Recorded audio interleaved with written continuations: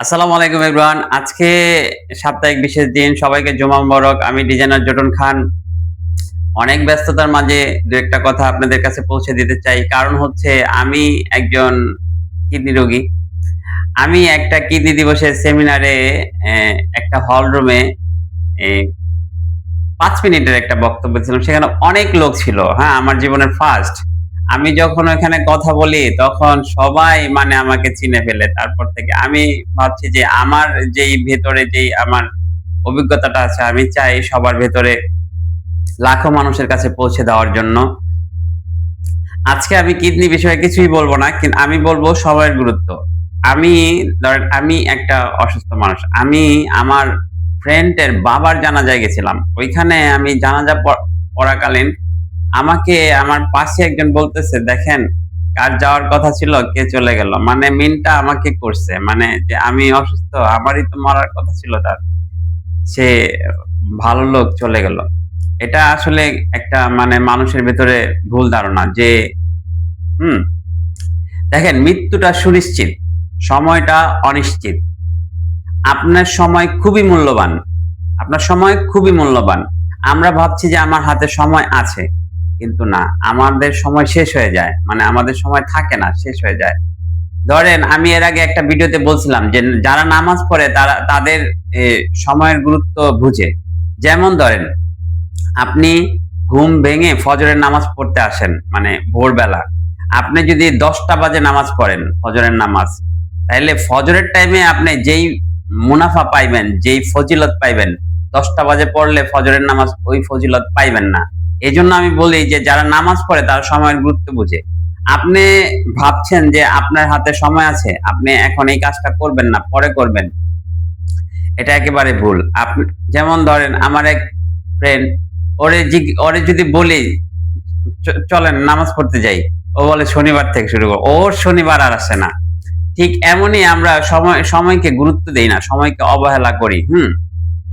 আপনার সময় খুবই মূল্যবান, খুবই মূল্যবান। সময়টাকে প্রতিটা মুহূর্তকে কাজে লাগাতে হবে।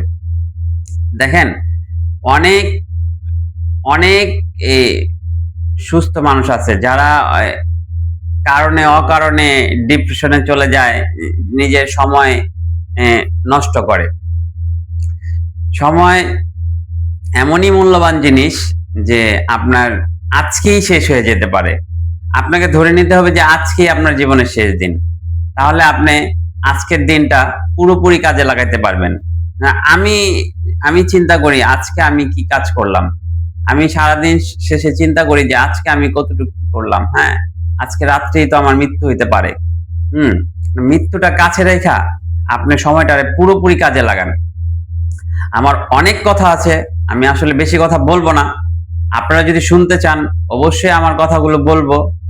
আমি কিডনি ব্যাপারে বলবো। আমার আমার সাবজেক্ট হলো আপনাকে আমি সফল থাকবো, আপনারাও সফল থাকবেন। সফলতার ১ম হলো আপনার মানসিক শান্তি, তারপরে শারীরিক সুস্থতা, তারপরে টাকা, তারপরে হলো আপনার নারী। আমি মানসিক সফলতার অর্ধেক ধরছি আমি মানসিক শান্তি। ধরেন আপনি যদি নিজের ভিতরে মানসিক শান্তি পান, আপনি অর্ধেক সফল হয়ে যাবেন। তারপরে ধরছি শারীরিক সুস্থতা হলো ৩০%। আর নারী টাকা আর নারী হলো ১০%, ১০%। এগুলো কোনো ম্যাটার না। আপনি এই ২ টা জিনিস যদি নিজের ভিতরে আনতে পারেন, আপনি ধরেন ৮০% সফল হয়ে গেছেন। আর টাকা এটা কোনো ম্যাটার না। টাকা অটো আসবে। টাকা, নারী। নারীটা আমি সবার শেষে রাখছি।